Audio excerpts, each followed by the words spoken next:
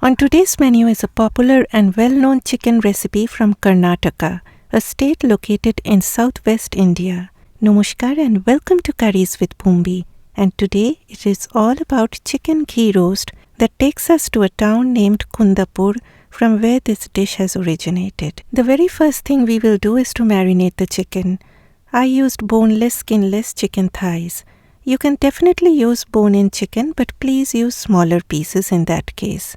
I feel using boneless chicken makes it a quick recipe, and I am always a fan of using chicken thighs. I added a tablespoon each of finely grated ginger and garlic along with 4 tablespoons of plain unflavored yogurt and half a teaspoon of turmeric powder.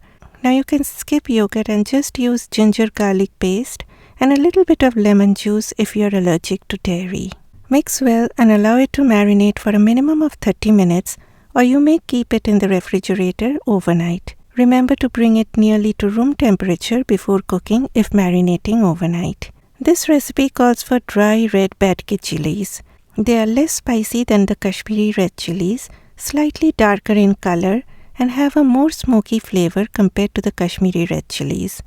I used 7 badge chilies, soaked them in water overnight, and now I will be taking out the seeds because I do not like using the seeds. This is the only time while handling food that I use gloves because it is always best to wear them when you are handling chilies in this way. I use a small scissor to make a slit and then take out all the seeds. Now what if you don't get badge chilies at your Indian grocery store? You can use Kashmiri red chilies.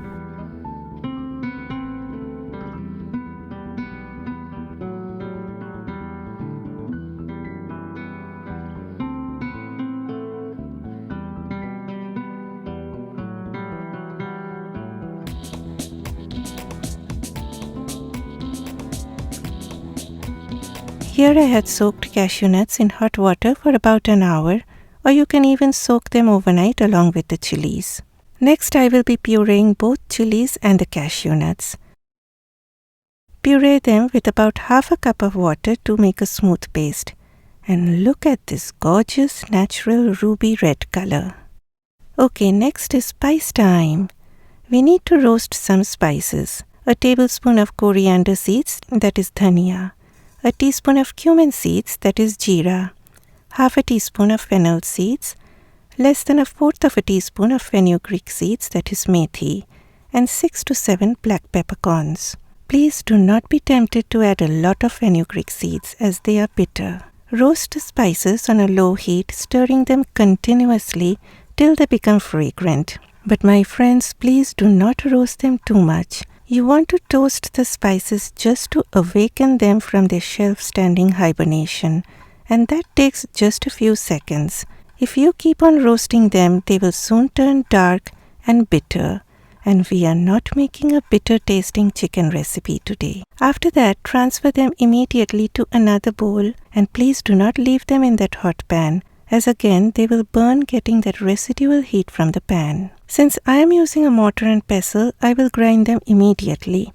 But if you want to use a spice or a coffee grinder, then please allow the spices to cool down completely before grinding them. Do not make too fine a powder. Neither do you want it to be too grainy. We are looking for this kind of a situation. Okay, time to turn on the stove. Please make this on a frying pan or any flat heavy-bottomed pan and make sure it is heavy-bottomed. High heat, and then since it is ghee roast today, it will be cooked in ghee. This is my homemade ghee and I used a heaped tablespoon for now. More ghee will be used later. I know, some of you are all set to type in those 2 words, too oily. Please watch till the end of this video and then you can rush down to the comment section. Okay, add the marinated chicken. Spread it out so that they get that maximum heat from the pan and cook on high heat. Initially, you will see a lot of water coming out from the chicken, and the chicken will get half cooked in that water. It's almost 10 minutes and the chicken is almost half done, and the water is starting to dry up. Now is the time for the chili and cashew nut paste to go in. And I added some water to my spice bowl and my blender jar to get all that goodness to the last drop. but please do not add more than 1/4 of a cup of water because this is a dry recipe without any gravy. Then the freshly ground spices go in, and now is the time you will add salt along with a good heaped tablespoon of ghee. This is ghee roast, my friends, and I am telling you I am using far less ghee than it is supposed to be. I know there is already somebody typing angrily in the comment box, but that's okay.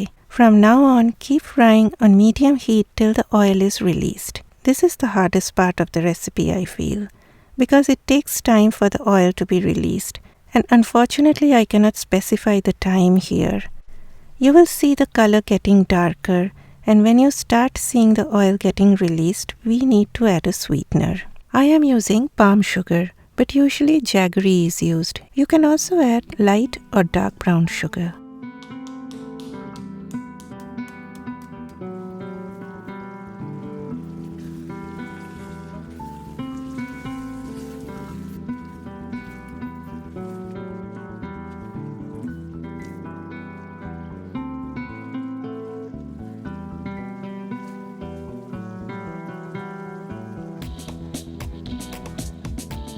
Next goes the sour agent, that is tamarind.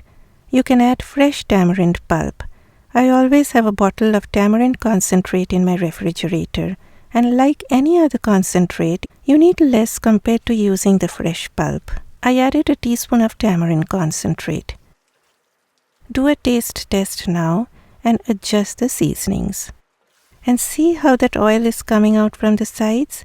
That's like telling you the chicken is well fried and you are done. Please wait for at least an hour before serving this.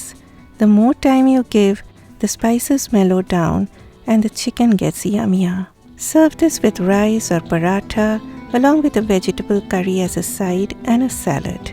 Please help this video to reach out to more people by smashing that like button for me. And I will see you next time. Bye bye.